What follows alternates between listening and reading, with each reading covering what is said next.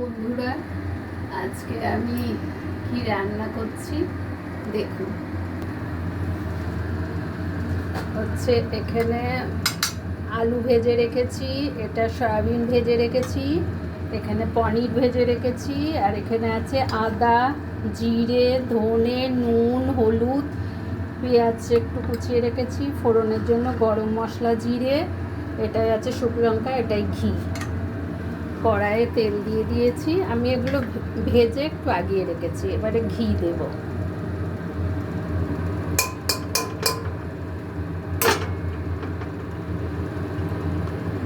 ঘি দিলাম,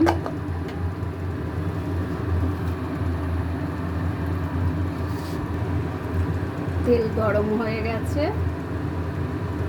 এবারে দিচ্ছি ফোড়ন, গরম মশলা আর জিরে। এবারে দিচ্ছি পেঁয়াজ, পেঁয়াজটা ভালো করে ভেজে নেব।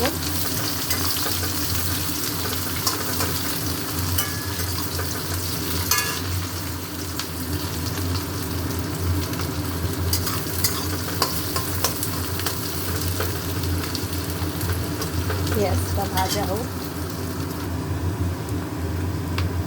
এবারে পেঁয়াজটা মোটামুটি ভাজা হয়ে গেছে, এবার মশলাটা কষতে হবে। মশলাটা দিয়ে দিলাম।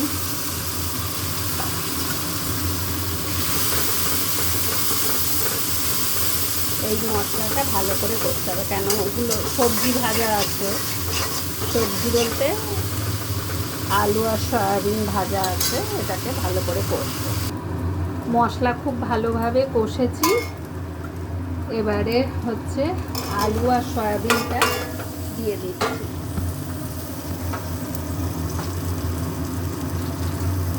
কটা বাজে এখন?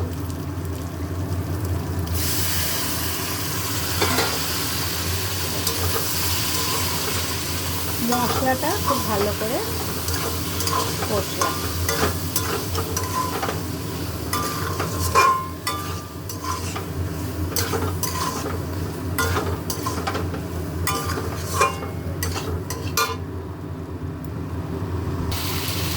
এখানে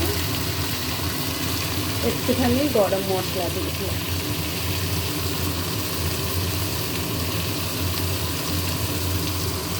গরম মশলা দিলাম আর একটুখানি একটু জল দিচ্ছি, যাতে ভালো করে আর একটু কষবো।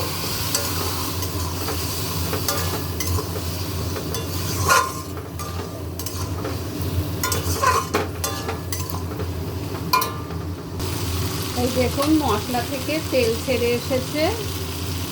এবারে পনিরটা দিয়ে দিচ্ছি, ক্রিম পনির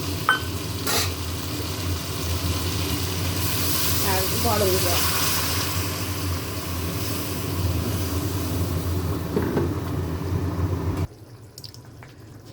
আমার সয়াবিন পনির হয়ে গেল। আস্তে আস্তে জলটা টেনে নেবে, সয়াবিন আছে তো। রান্না কমপ্লিট। রাখছি বন্ধুরা।